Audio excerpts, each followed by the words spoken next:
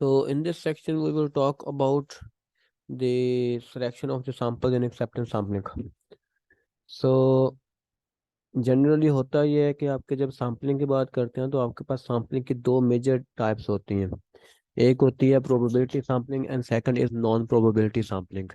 अब probability sampling क्या होती है कि ऐसी आपकी सैम्पलिंग टेक्निक जिसके अंदर एक यूनिट के सिलेक्ट होने की प्रोबेबिलिटी मौजूद होती है। मौजूद होने का मतलब ये है कि कुछ ना कुछ प्रोबेबिलिटी इन्वॉल्व होगी। ये ऐसा नहीं होगा, मे बी ऐसा हो कि हर एक यूनिट के सिलेक्ट होने की प्रोबेबिलिटी सेम हो, या डिफर भी कर सकती है कि एक यूनिट के सिलेक्ट होने की प्रोबेबिलिटी ज़्यादा है या दूसरे की कम है। तो ऐसे चांसेस भी हो सकते हैं, लेकिन शर्त यह है कि हर यूनिट के सिलेक्ट होने की प्रोबेबिलिटी मौजूद होगी। लेकिन on the other hand when we will talk about the non probability sampling techniques, तो नॉन प्रोबेबिलिटी सैम्पलिंग टेक्निक्स ऐसी टेक्निक्स होती हैं जिसके अंदर आपकी पर्सनल जजमेंट इन्वॉल्व हो जाती है। तो पर्सनल जजमेंट इन्वॉल्व होने की वजह से जब आप सैम्पलिंग करते हो तो वो बायसनेस उसके अंदर आती है। सो हम स्टैटिस्टिक्स वाले क्या करते हैं कि जब इन दो टाइप्स में से कोई एक टाइप जब सेलेक्ट की जाती है तो हम प्रेफर हमेशा प्रोबेबिलिटी सैम्पलिंग को ही करते हैं। उसका रीज़न ये है कि जब आपने उस सैंपल के अंदर जब आपने फर्दर एनालिसिस अप्लाई करने होते हैं, जो हमारे मेजर मेजर एनालिसिस हैं, लाइक एग्जांपल टी टेस्ट अगर आपने लगाना होता है, अगर काई स्क्वायर लगाना होता है, या एफ टेस्ट लगाना होता है, या रिग्रेशन एनालिसिस करना होता है, या टाइम सीरीज, जो भी आपने एनालिसिस करने होते हैं, तो उन एनालिसिस के पीछे कुछ ना कुछ अजम्पशंस चल रही होती हैं। और अजम्पशन में से एक ऐसी अजम्पशन लाजमी होती है इन जो पैरामेट्रिक टेस्ट होते हैं, कि जो आपकी जो सैम्पलिंग टेक्निक है वो लाजमी तौर पर उस वो प्रोबेबिलिटी को फॉलो कर रही हो। सो प्रोबेबिलिटी को फॉलो करने का मतलब क्या है कि जो जो डाटा आप जनरेट कर रहे हो वो किसी प्रोबेबिलिटी टेक्निक के थ्रू आ रहा हो। तो हम यही कहेंगे कि okay, this data is collected through this probability technique, so that will definitely this data will follow the probability is distribution, any kind of distribution, maybe normal, maybe binomial, other kind of any kind of distribution, so we can apply this test। तो ऐसा एक हमारे पास general scenario होता है। Okay, तो यहाँ पर जब एक्सेप्टेंस सैम्पलिंग की हम बात कर रहे होते हैं तो यहाँ पर जो प्रोबेबिलिटी टेक्निक्स यहाँ पर जो दो मेजर यहाँ पर लिखी हुई हैं वो है random sampling and certified sampling. तो ये दोनों जो हैं ये टाइप्स हैं प्रोबेबिलिटी सैम्पलिंग की। तो इसका मतलब ये होगा कि जब भी आप यूनिट सेलेक्ट करेंगे तो उसके अंदर प्रोबेबिलिटी इन्वॉल्व होगी। किस फॉर्म में होगी वो हम जाके वन बाय वन चेक करते हैं। तो first type in this regard is random sampling. तो रैंडम सैम्पलिंग क्या होती है? रैंडम सैम्पलिंग जब हर एक यूनिट के सिलेक्ट होने की प्रोबेबिलिटी इक्वल होती है तो उसे हम रैंडम सैम्पलिंग कहते हैं। प्रोबेबिलिटी सैम्पलिंग में क्या था कि हर एक के सिलेक्ट होने की प्रोबेबिलिटी सेम भी हो सकती है, नहीं भी हो सकती, वेरी कर सकता है। लेकिन जब ये सब टाइप की तरफ हम जाते हैं जो रैंडम सैम्पलिंग होती है, इसे हम सिंपल रैंडम सैम्पलिंग भी कहते हैं, तो इसके लिए ये शर्त लाजमी होती है रैंडम सैम्पलिंग के लिए कि हर यूनिट के सिलेक्ट होने की प्रोबेबिलिटी सेम होगी, इक्वल चांस होगा हर एक सेलेक्ट होने का।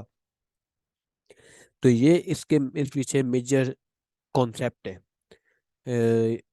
A lot has equal chance of being selected. उसके बाद जो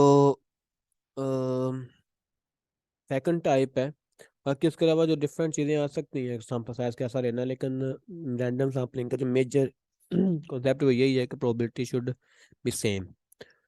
okay, the second type that is stratified sampling. So अब यहाँ इसकी ज़रूरत क्यों पड़ती है?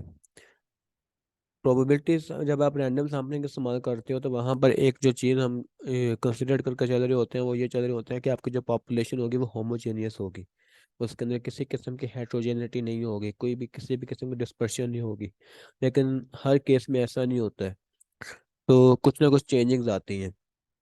अब चेंजिंग कैसे होगी? नंबर वन जो चेंज बनेगी वो होगी कि आपकी जो पॉपुलेशन होगी वो अब हेट्रोजीनियस हो जाएगी, अब वो होमोजीनियस नहीं होगी।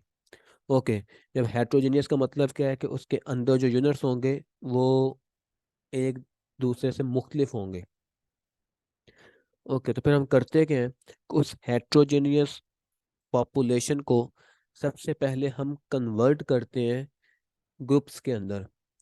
अब सर्टिफाइड सैम्पलिंग के अंदर वो जो ग्रुप होता है, एक ग्रुप को हम कहते हैं स्टेटा और ग्रुप्स को हम कहते हैं स्टेटा। एक ग्रुप को हम कहते हैं स्टेटम और ग्रुप्स को हम कहते हैं स्टेटा। जब उसके हम स्टेटम बना लेते हैं, जब वो स्टेटा आपके पास आ जाता है, अब स्टेटा किस तरह बनाते हैं, ग्रुप्स कैसे बनते हैं कि आपने उस पॉपुलेशन के ग्रुप्स कुछ इस तरह से बनाने होते हैं कि आपके एक ग्रुप के अंदर तमाम जो एलिमेंट्स हैं, तमाम जो प्रोडक्ट्स हैं, वो होमोजीनियस होनी चाहिए। ओके, फिर जब आपके पास इस तरह के ग्रुप्स बन जाते हैं कि उसको आप डिवाइड कर लेते हैं होमोजेनियस ग्रुप्स के अंदर, सब ग्रुप्स के अंदर, तो हर एक ग्रुप के अंदर आप जाते हैं और हर ग्रुप के अंदर आप फिर से सिंपल रैंडम सैम्पलिंग का इस्तेमाल करते हैं कि हर एक ग्रुप में से आप जाएंगे और फिर हर एक यूनिट के सिलेक्ट होने की प्रोबेबिलिटी जो है वो सेम होगी। इसलिए इसके सर्टिफाइड सैम्पलिंग को सर्टिफाइड रैंडम सैम्पलिंग भी कहते हैं।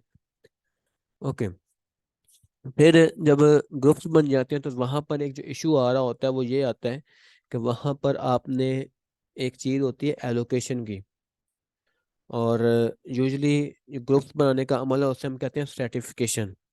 ओके, स्ट्रेटिफिकेशन करने के बाद जब आपके पास ग्रुप आ जाते हैं तो वहाँ पर जो नया कॉन्सेप्ट आता है that is called allocation.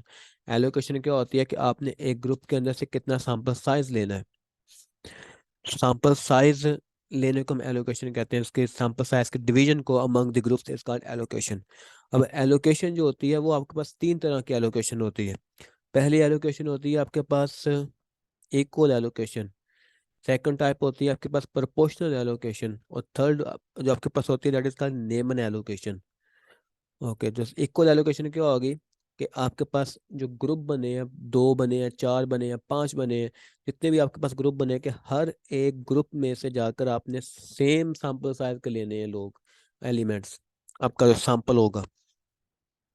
Proportional allocation में क्या होगा कि जब आपने साइज लेना है वहां पे तो आप उस ग्रुप का साइज देखोगे।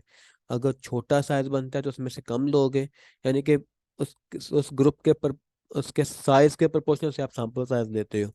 उसके तरह जो नेमन एलोकेशन होती है that is actually advance technique. तो इसमें क्या होता है कि इसमें आपने सैंपल इस तरह से लेना होता है कि उस सैंपल के दरमियान जो वेरिएशन होती है वो कम आए। लेट्स से कि आपने हर एक सैंपल का सबसे पहले निकालना है, वेरिएशंस निकालनी है।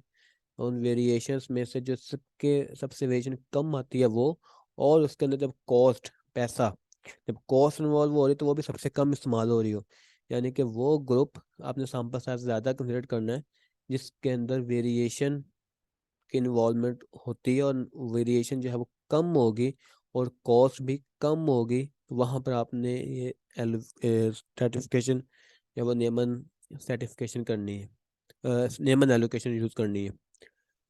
ओके, तो इसकी अगर आप एक मिसाल लें तो वो मैं यूजुअली ऐसे मिसाल दे रहा होता हूँ कि एक